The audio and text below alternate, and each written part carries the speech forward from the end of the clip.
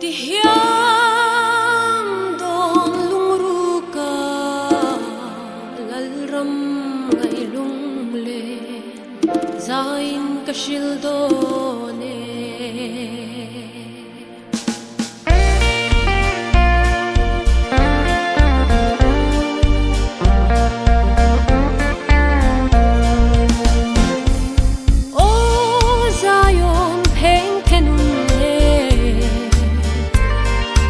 Yang parzu Tuhan joy tala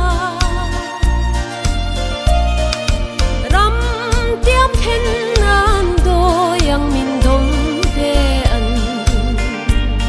lai ril min fan tholang ka wai zo nge ye beram no ram lum lum thing par katlan ve do him ten Vel nun hi ka ngai to lovang oi mo ka ngai to lovang ko vel nun hi ka ngai to lovang peram no ram nun lum thing par ka tan ve do him ten ko vel nun hi ka ngai to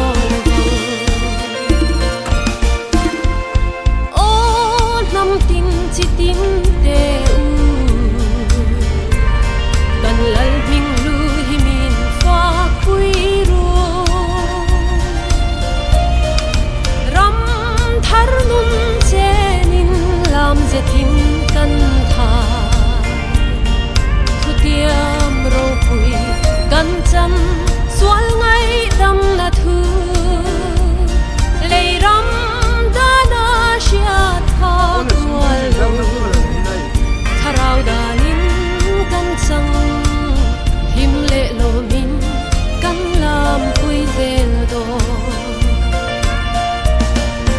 oi mo kan lam pui zel do him le lo min kan lam pui zel do lei ram da na shia tha kwal lo harau danin kan sang him le lo min kan lam pui zel do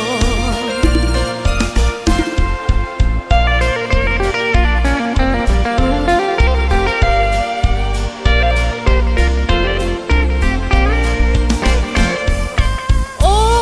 kum sang ro re tur ni len kol moya ilo lan hun chua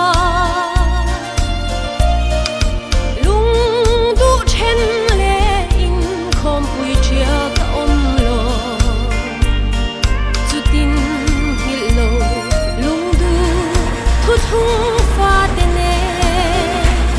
nung na lui kam lam zo la nge swal he na shang la min lal ver oin kan joy moi to ang oi mo kan joy moi to ang lal ver oin kan joy moi to ang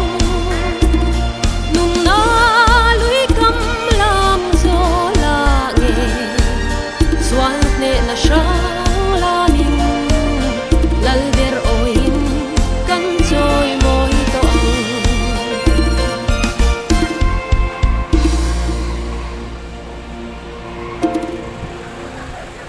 ti hiam don lungru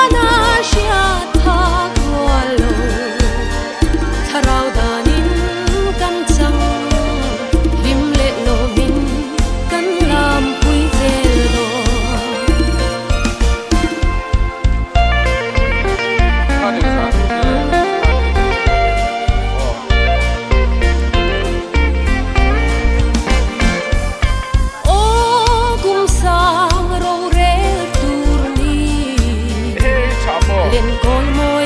yêu đắn hung chua lung du chen lệ in không bụi chia cả ôm lo chú tin nghỉ lâu lung du thu thung pha tên nung na lui cắm làm gió là nghe xoan nệ na sao la lal ber oin kan choi ngoi to ang oi mo kan choi moi to ang lal ber oin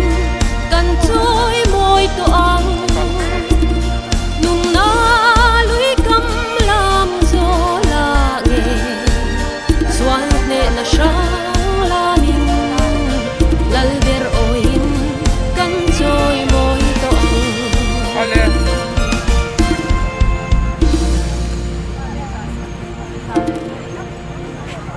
ti hiam don lung ru ka lal ram ngai lung le zain ka shil do ne